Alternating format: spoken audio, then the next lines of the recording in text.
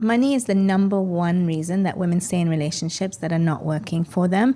And it's also the one thing they find most difficult to speak to their partner about. Like, it's the person you love, the person you've walked down the aisle or walked around a mandap, if you're South Asian, with. And yet, it's a really uncomfortable conversation.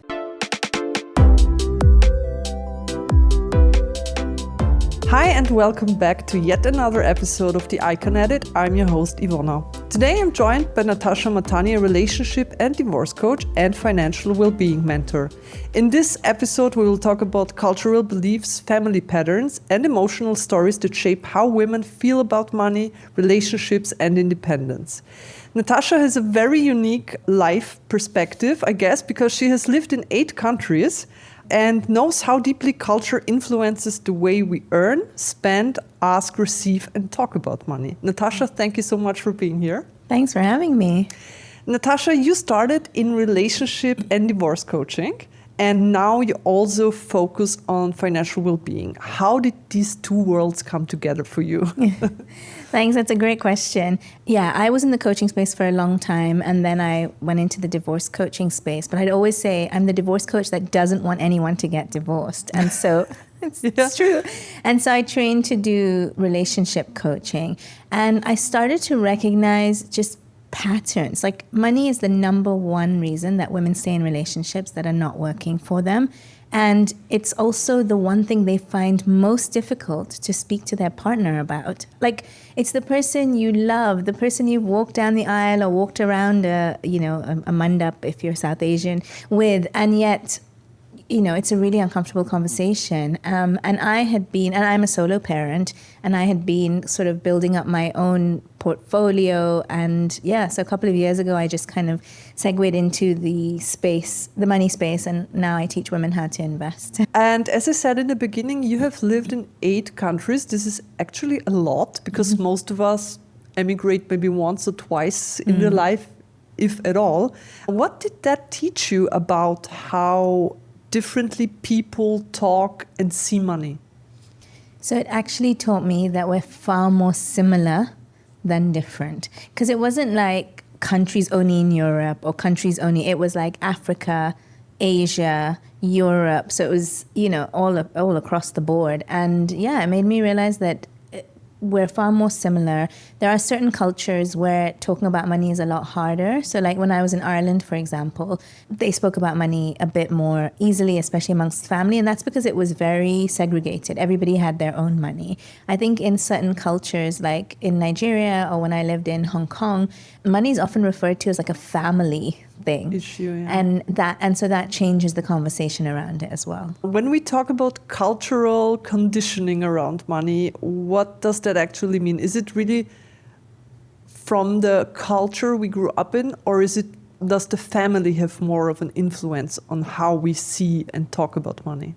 Yeah, so it's a bit of both. I think it's a lot of what the family say comes from the culture, and the culture sort of dictates it. So just as an example, it's really normal within Indian culture for your parents to throw you a huge wedding and pay for the entire thing. In the West, that's not the case, right? I don't like your parents, especially now, it's changing, but your parents might give you some money towards your wedding, but really you're paying for your wedding. That's unheard of, like in the Indian culture. It's like, okay, of course my parents are going to throw me a 4-day wedding, right? So that's with 1,000 people. I know, yeah, minimum.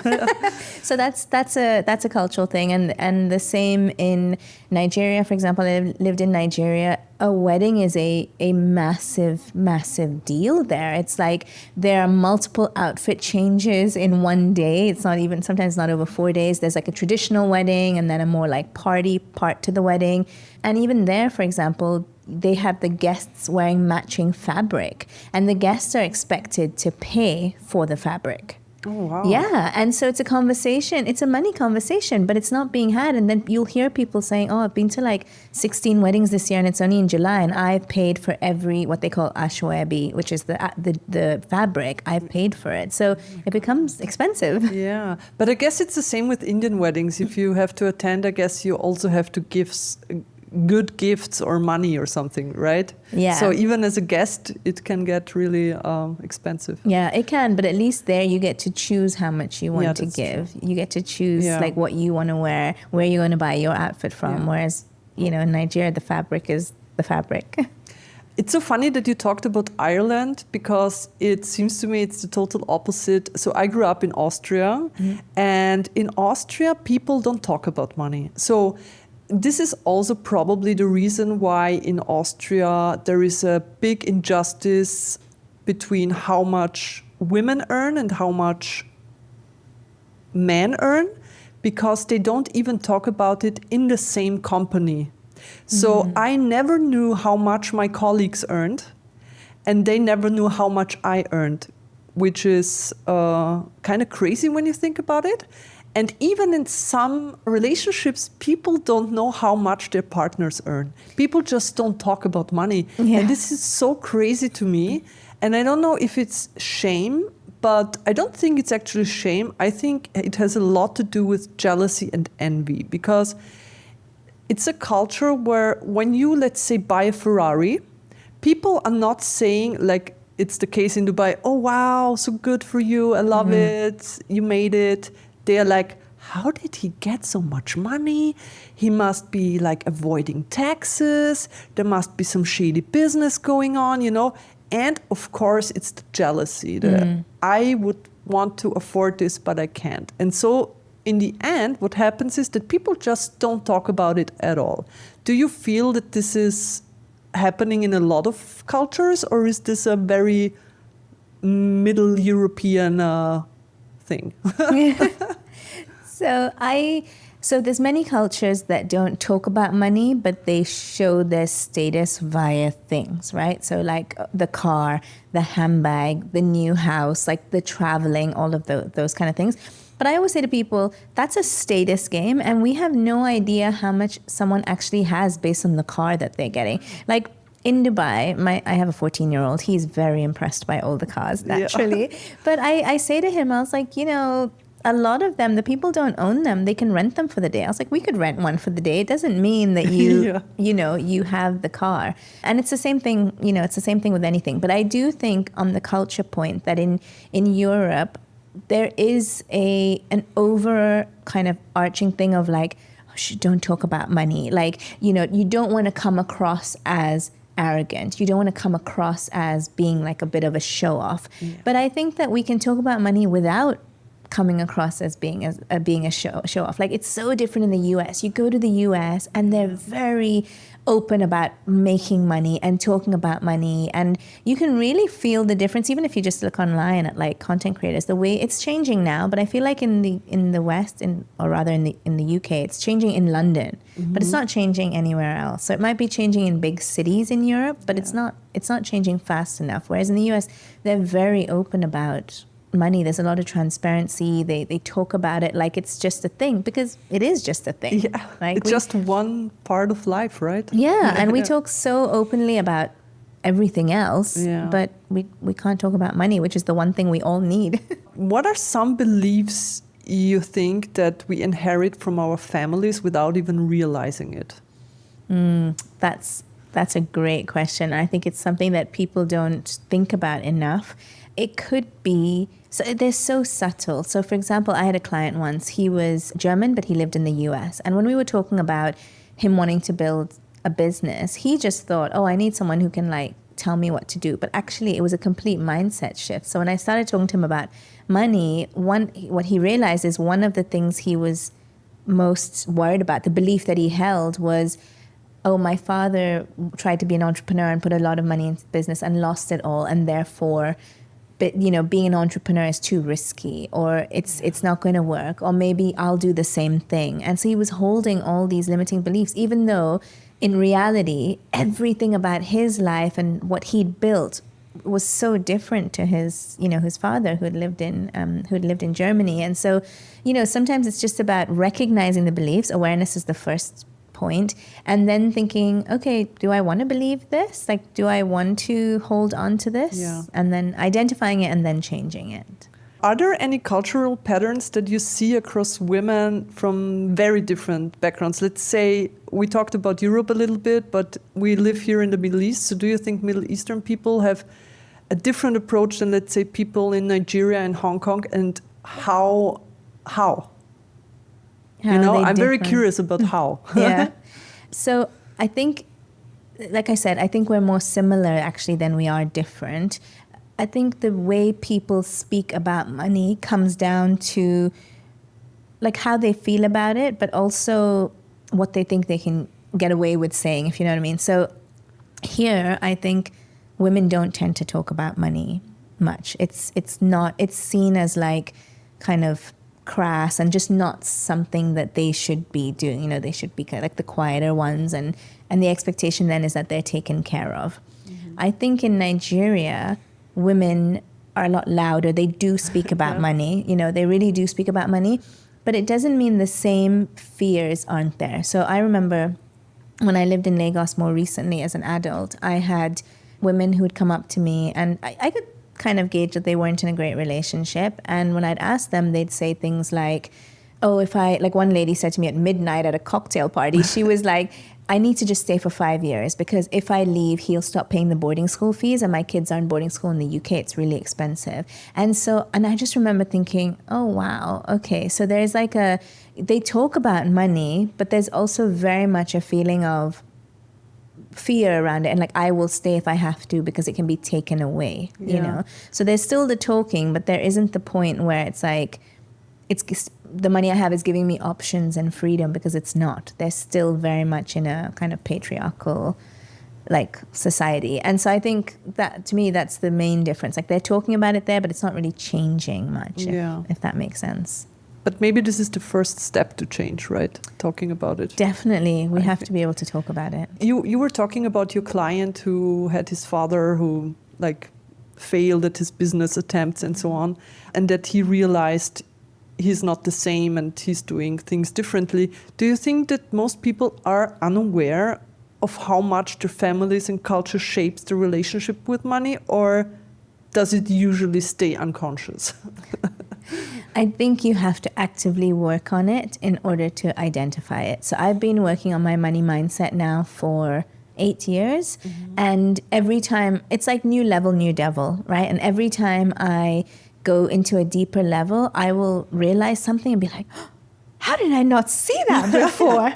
Like, what? Oh my God, I didn't even associate this and this. And then I'll realize and be like, oh wow, okay, so that's what's been stopping me from doing this. Okay, I'm gonna like sit and work on that now. And so I think it has to be active. Like it just doesn't appear.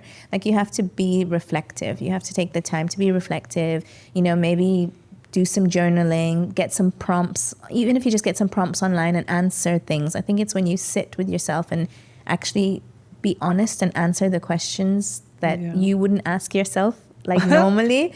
That's when you're like, oh wow, I didn't realize I thought that way. How early do you think these beliefs start to shape? Because I had another podcast guest here, Beth, and she said that as early as 7 is the age where we start to form a mindset about money. Do you feel this is true? Yeah, I think you can form, as young as 5 or 7 years old, because a lot of the beliefs that are being formed don't necessarily have to be someone telling you something. Like it's not them saying, oh, we don't have enough money. You could just notice that when your mom's at the supermarket, she like hesitates over something. Or you could notice that your dad comes back and he's on the phone, and then you hear them talking about money and you feel they feel stressed. Children pick up on so much, and they pick up on energy, which is why also when people say to me like, oh, I'm just going to stay for the sake of my children, I'm like, it's doing a disservice to your children to do that. But I just think they can be formed early, but they can also be changed.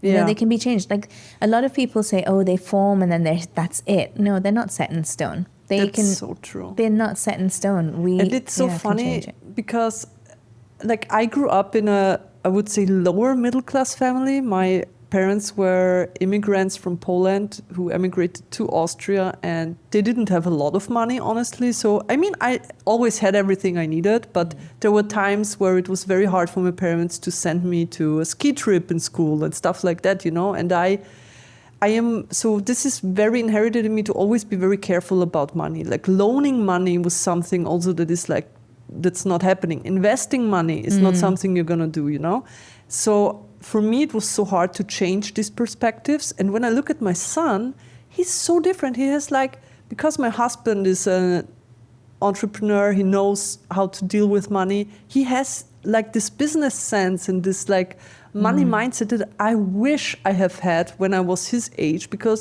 I'm sure I would have much more money now. I hear you.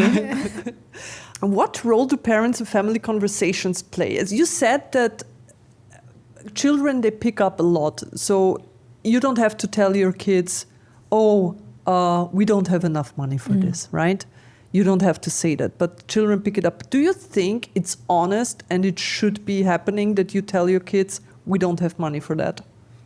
I think it's how you phrase it. So one of the things, and I'm with you on the money mindset, because my 14-year-old has money mindset I wish I had now, not just when I was younger. His mindset is so abundant, and I really try not to say too much, because I want him to keep that sense of abundance without being too delusional about the fact that you have to actually work, you have to for be a money. little delusional. Yeah. Exactly.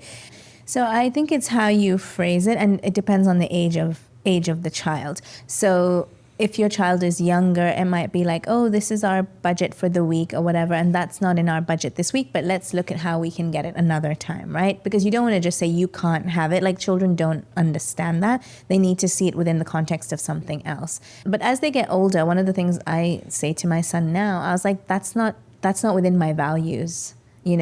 Because we live in Dubai, the needs, not the needs, the wants get higher and higher. Can we buy a jet ski?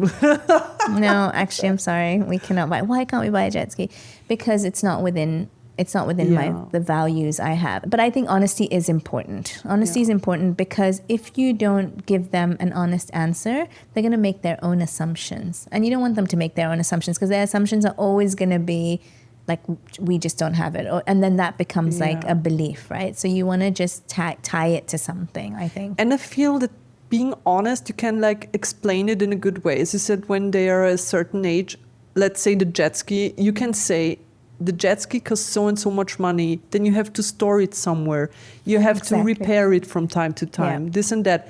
If you just rent it whenever you want to drive it, that's way cheaper and more affordable, So maybe kids get this understanding. So I always tell my son, if I had billions, I would not even buy a boat, because storing it in a marina is so expensive that would eat up all the money, It just makes no sense. Yeah, and at this age, the other reason those conversations are really important is because they're not teaching it at school. Financial literacy is still not being taught at school, so they don't understand the breakdown of things. And I think we need to be different to the last generation, where the last generation, it was very much work hard, save your money, buy a house. You must buy a house. That is the epitome of what you have to do.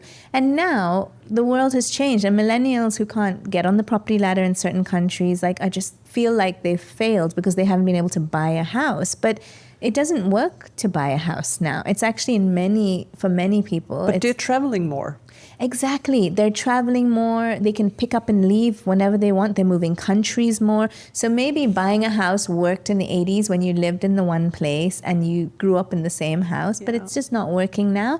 And I think that's the disconnect, and that's where the beliefs need to change and come into what is the reality now? Do I still think buying a house should be top of my list? Maybe not. But I think it has to do also with family and generational expectations, because when you have parents that have bought a house at some point, right, when it was much more affordable back then, they will expect the same from you without knowing that it's just not possible, And it's the same with having kids. So many parents say, well, when will I have grandchildren?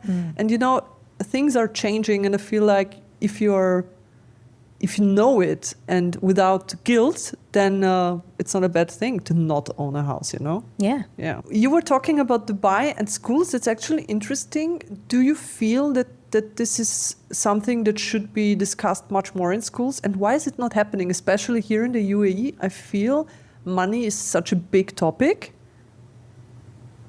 What's going on there? Yeah. Your guess is as good as mine. So I used to teach, and I was so frustrated with the system because I just thought they're not teaching children. And I'm one of those people who will I'm really curious. I will find something I like, and then I will deep dive and listen to 16 podcasts and watch 3 videos and try and understand that thing.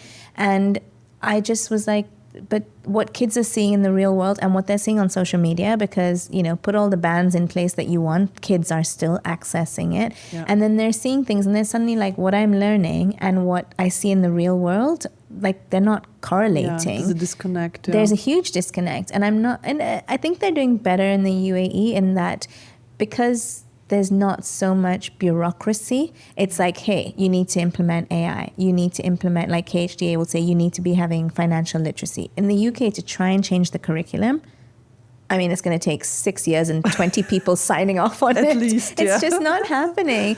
And so I think actually now, and I don't want to lump another thing on to parents that they have to do, but I think it's really important for parents outside of school to start introducing children to the concepts of financial literacy and money mindset and stuff like that. And there's so much of it that you can access online. Yeah. You just have to take the time to do it. But it's so important because schools are just not teaching that to children. How do you think does the idea around class and status, we were talking about status before, and keeping up appearances, as I call it, shape the way not only we, but especially we as women spend, save, or present ourselves when it comes to money?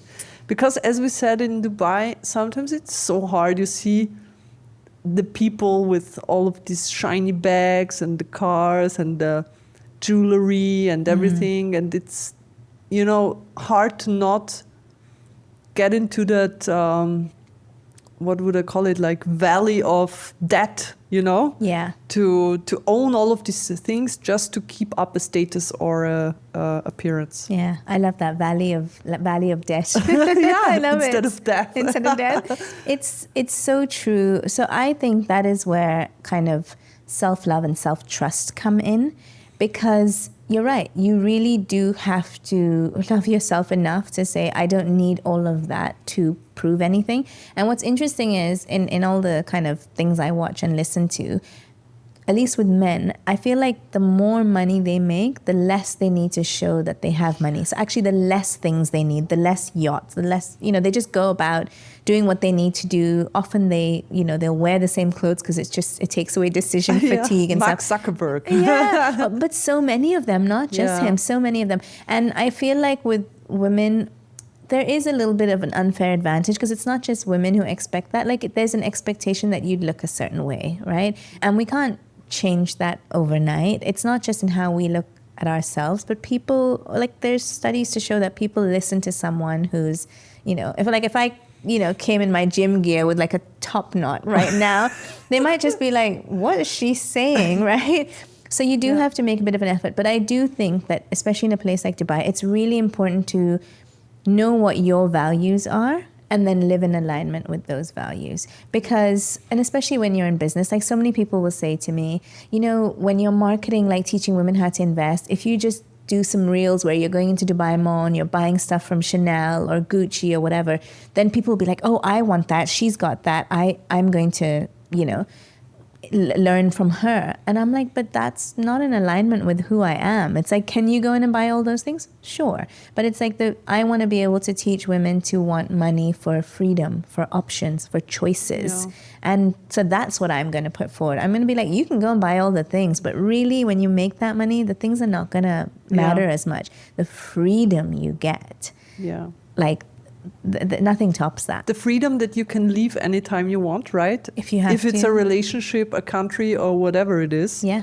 The freedom, the things you can do for your family, the choices that you can make, all of that is, your bag's not going to do that for you. That's true. Unfortunately not. Yeah. You have lived in so many countries. Do you think that being an expat or living in an expat environment, I mean, especially Dubai has, I think, one of the biggest expat communities worldwide, changes the way people think about money and security and success?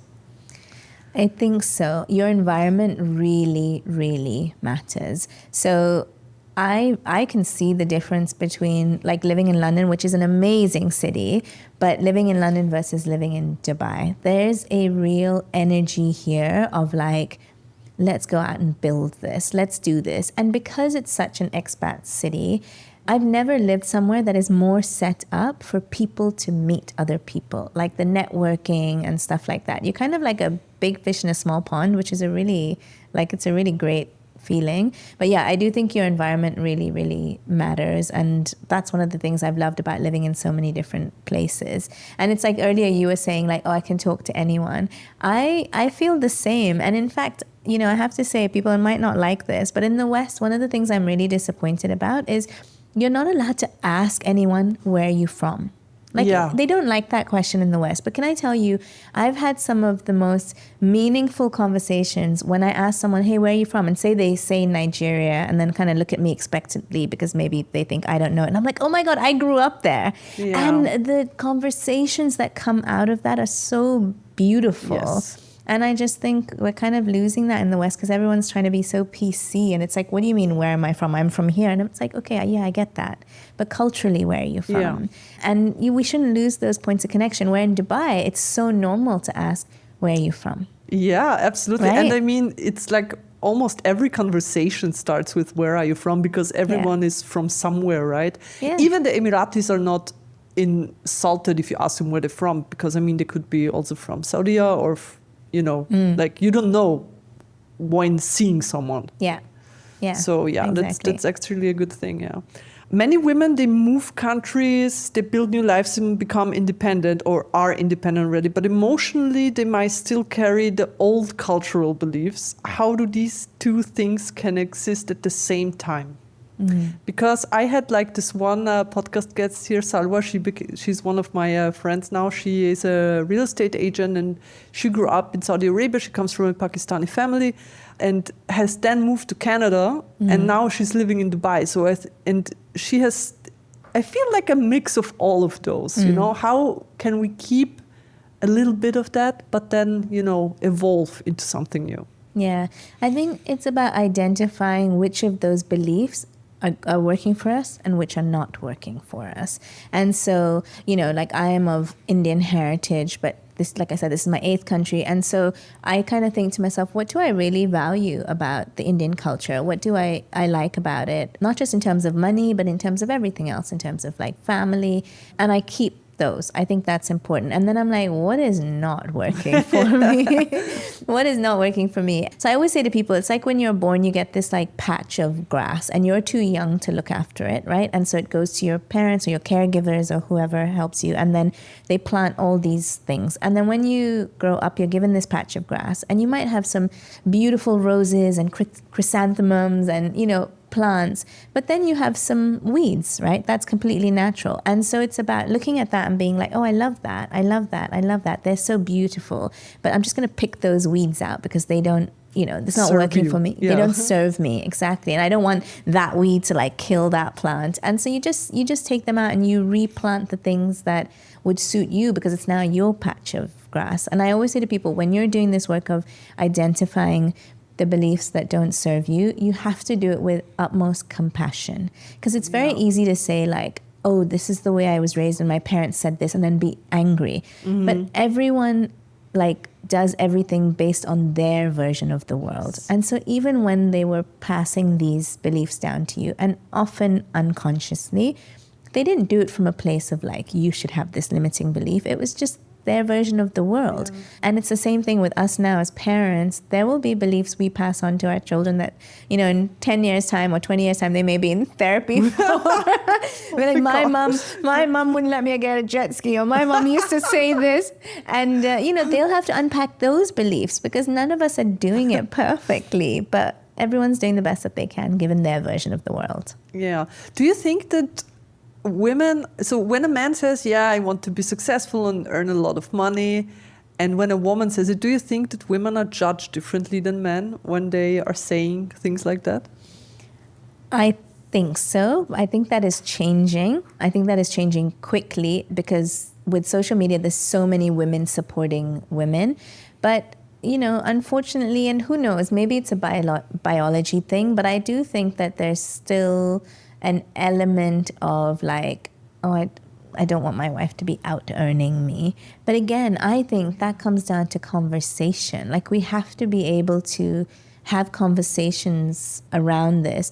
The resentment or anything only builds when in silence, right? Like shame only sits in silence. Yeah. And so I think that if we have more conversations about it and make it very matter of fact, then we have a better chance of that being okay. And I think also women need to own it, you know? So like if a woman's doing really well, she needs to own it, not like cower and kind of be like, oh yeah, I'm earning this, but he's taking care of everything else. It's like, no, own what you're doing. It's amazing.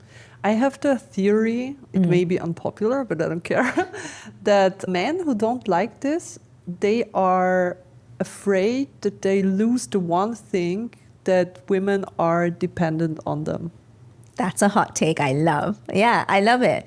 I think so, because thus far, it has very much been that way, right? Like women, there's a finance piece that is often not talked about, but it's true. Women need men who have provided for them. And can I say, I know on social media, it almost shows us that that's not the case anymore. It is. It's still the case in the majority of places. It's starting to change in the West, but the West is not the whole world, right? There's like a whole world out there where women are still marrying for that kind of financial support. It is changing, and it should, because men are also changing. And there's a lot of men now who are not doing their kind of quote unquote duty, whereas before, say something didn't work before, a man would still provide for his children and stuff. But sometimes this was enough for him to keep the woman in the relationship, and now it's not anymore. And And exactly. That's the hot take. Where do you think does guilt come from when it comes to spending money? Because a lot of women have, even they earn a lot of money and have enough to spend, I feel they have almost the feeling to have to justify it, that they are spending it on themselves, going for spa treatments, clothes, wellness, beauty, traveling. Yeah. Why do they feel they need to justify it? I feel like in general, women have always been subtly told that they have to take care of everyone around them.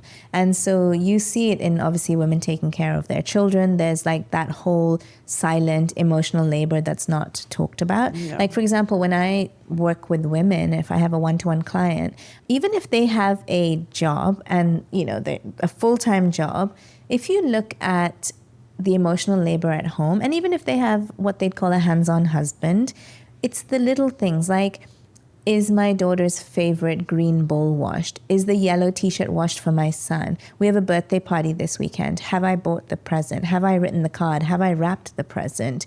Have I RSVP'd that we're going to the party? The kids need new clothes. What's their size? Exactly. All of that. So even if you have a hands-on partner who drops them to school in the morning and takes them to a football class on Saturday, it's probably 5% compared to the 95% of silent emotional labor that they are doing. And the one thing I actually have to say to women is you have two jobs. If you are working outside the home, you have two jobs. Don't underestimate that, right? Don't underestimate that. There's so much else. The bandwidth you need to have all of those tabs open to remember all of those things, that takes a lot. How does that work, the finances and to talk about money in multicultural relationships? Because this is something that in Dubai is very common, that you have, the husband's from India, the wife is from Russia, or very different backgrounds. So how do those come together without clashing? Yeah. they have to have these conversations before they get married. And it could be simple things. So like when I work with couples, sometimes before they get married, because there's like certain conversations that they just don't have, and it's easier to have them with an objective person. One of the things would just be, how do you see money? Like, how do you see it? Or what did you see growing up? Because essentially two people coming into a relationship have two different blueprints, and then when they come together, they're trying to put the blueprints one on top of the other, and they're not aligning. Yeah. And you want to align with some of the big things. So another question could be, if your parent was to get sick, like God forbid, who would take care of them, right? Who would take that financial exactly, who would take that financial burden? And I think it's really important to go into these conversations like almost talking first about the fact that it's you against money. It's not you against you. Like, it's not the man against the woman. Because when you start having these conversations, they can get really sensitive, right? It could be like, well, why should I do that? And why should I pay for this? And suddenly you're like, whoa, that's not the conversation we're having. We just want to align on our money values. And so there's different ways to do it. Some people will say we each earn our own money. We have a joint account and we put money into that and we spend that for our family. So if you want to do something for your family, that's on you. And if you want to do it for your family, that's on you. There are other people who do it in terms of like percentages. So if a man is earning like 4 times as much as his partner is, then he will be putting a percentage of his salary into that joint account. She'll be putting a percentage. So it's not like 50-50 exactly. Which would be a little unfair, right? Which would be a little unfair, yeah. So they need to have conversations about this. In many cultures, being provided for is seen as security. In others, independence is seen as empowerment. How can women navigate this tension? I say to people, there's absolutely nothing wrong with being provided for. I mean, I think secretly everybody would love that. Right? I mean, yeah, sure, just provide. But I think that financial agency and financial literacy is really, really important. So I say to all people, even if you are a stay-at-home mom, that is wonderful that you get to do that for your family. But like, again, my hot take is that stay-at-home moms should have some sort of stipend that they have that is just theirs. Yeah, because it's still a job. And Beth, my former financial guest, she said that even if you are a stay-at-home mom, you should have your own bank account. 100%. Like where there is some money coming from your husband into this account that you have. Yeah, because I think sometimes also people, and men specifically, forget that the reason they can have this amazing family and a job is because they have a wife. Yeah. They have a wife, and in some cases that wife is working, and in some cases, maybe she's a stay-at-home mom. If they were to have that without her, they would be paying for it, right? You'd pay for your nanny, you'd pay for your housekeeper, you'd pay for a driver. And so, I do believe that women should get some sort of stipend, and every woman should have her own bank account. Yeah. That goes without saying. What is one money belief you wish more women would question? I thought you were going to say they should have. One money belief they should question.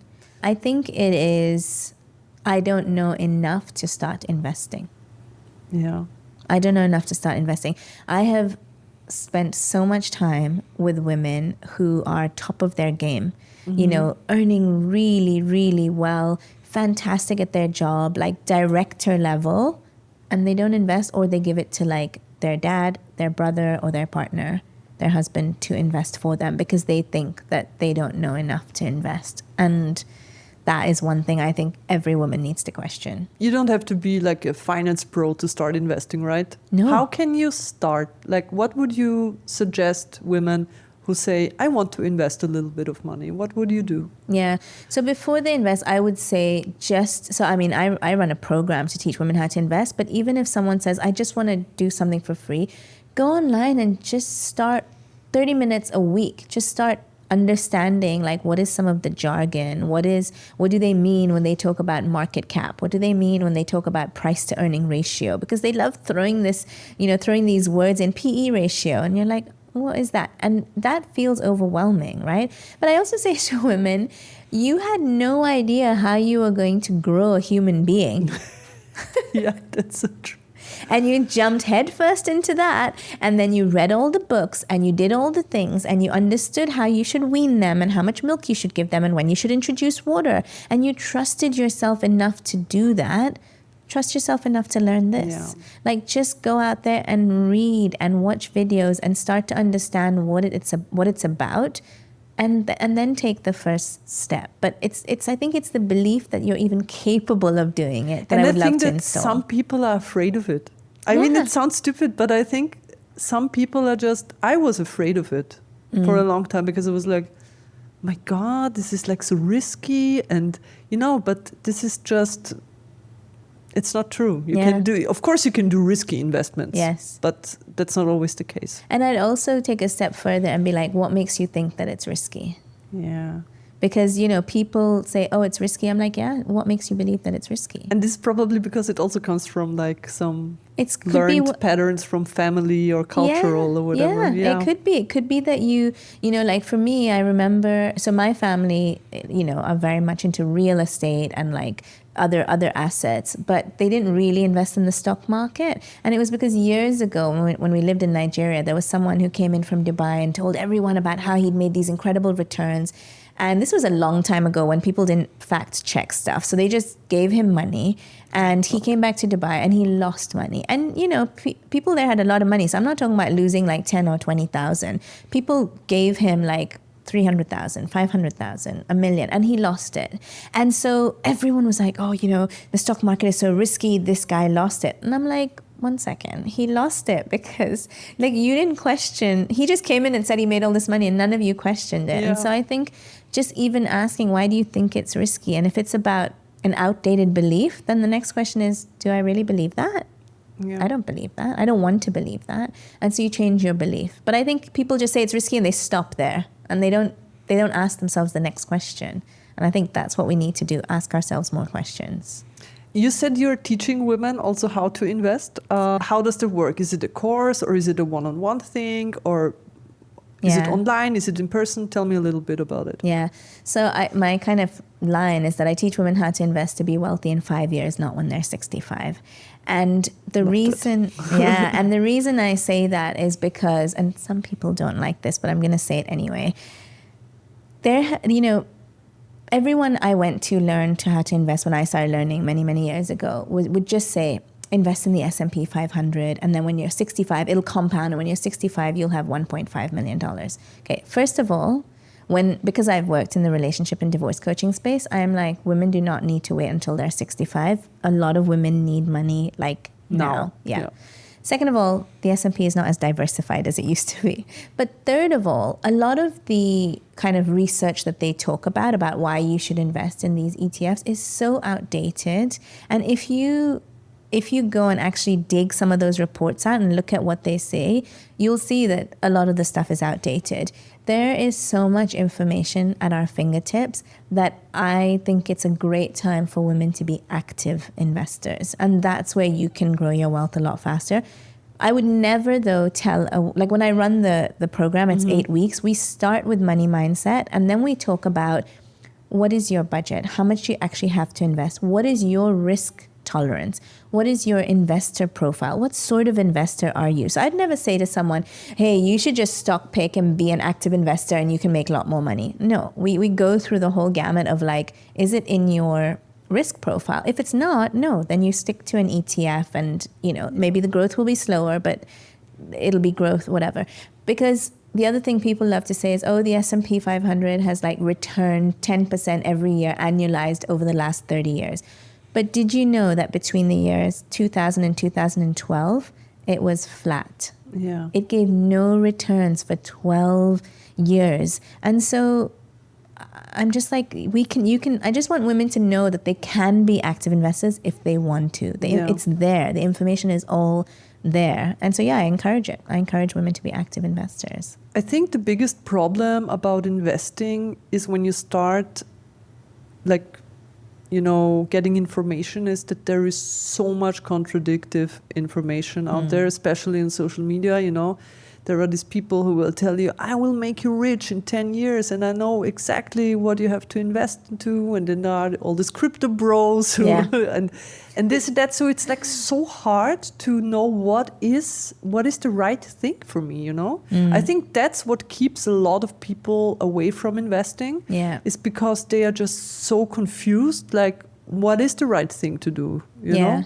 You're right. There is a lot of sort of finance bro energy. And then even with women, teaching women, one end of the spectrum is the day trading. Oh, look, I made this in a day and then I went into LV and bought all this stuff. And there's that. And that didn't kind of resonate with me. And then on the other hand, it's the just, you know, keep putting in a little bit of money and wait until you're 65. And I was like, there has to be a middle ground. There has to be a way that I'm not trying to, you know, my risk profile doesn't allow for day trading. Like, I'm not trying to do that. But I don't want to also be passive and sit there and wait until I'm 65. Like, I want money now. And what I wanted to create, which I kind of have created now, is a group of women, because after they finish the 8 weeks, they then get added to like what I call the Her Portfolio Wealth Circle. And it's a WhatsApp group and there's, you know, about 20 women in there. And all of them are sharing what they're finding. And so you learn from each other. They learn from each other. And then once a quarter we get on a call, and I love it because it'll be like, you know, one woman will be like, hey, last time you mentioned Uber, did you know that I read this thing? I'm sending you an article now. Or another woman. So there's no finance bro energy. It's women who want to help other women, and the returns these women are making are amazing. And it's because now you've got a group of 20 who have your back. They're all looking out for you. So it's not like that energy of like, hey, put it in this and you'll make 50%. It's like, hey, I just read this thing about this company that's making like the LiDAR things for robotics and it's still underperforming. It's only at this now. I think it's going to pop. And then someone else will invest in it. It'll jump 60% and then they'll sell it.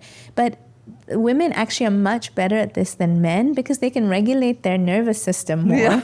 So actually, I'm like, you are much better placed for this sort of stuff because you can stay calm without getting caught up in that, like, oh my God, it's up, it's down, what should I do with it? And I think they're underestimating themselves. This is so funny because I have like this robo investment app where you can just copy people, like how they invest. And I did like a trial where I didn't put real money in it, just, you know, like virtual money. And I only followed women, copied women, and I made a lot of money. There you go. What do you think about that actually? Like copying certain people, like you can even like follow Warren Buffett's investments and stuff like that. So I'm glad you asked that because like when I lived in the UK, eToro did that. You could piggyback and just copy trade.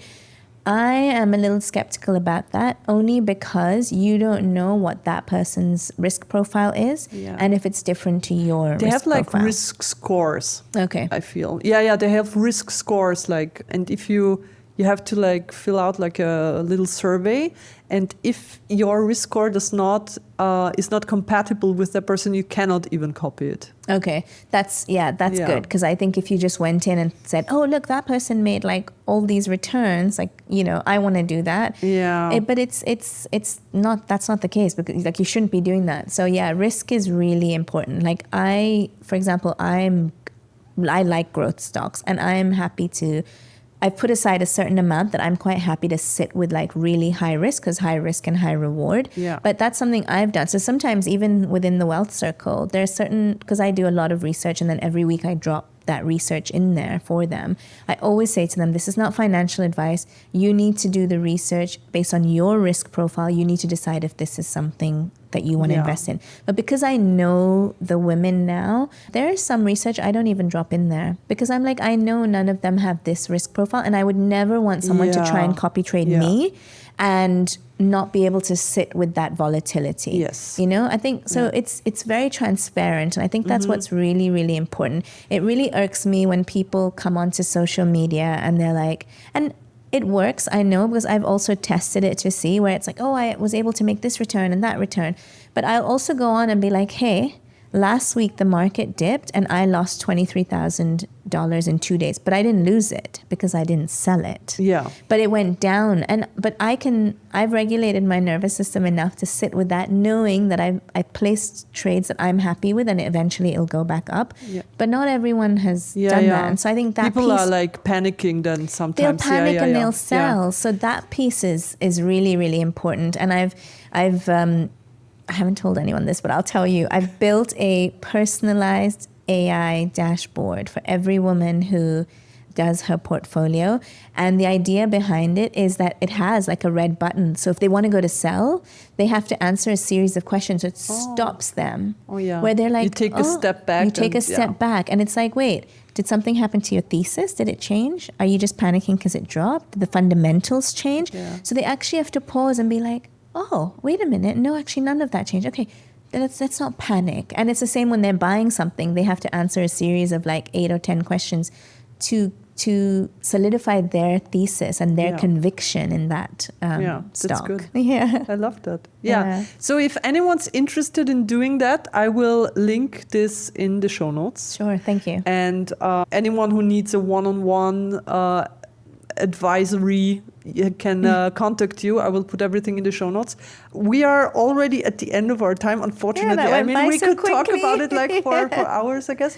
Thank you so much. No, it's my pleasure. This was very insightful. I love that. And it was very unique with your background, especially. Yeah. Thank you so much for being here. I really enjoyed this conversation. And who knows, maybe we can do a follow-up in a year or so. That would be amazing. Thanks, Iwona.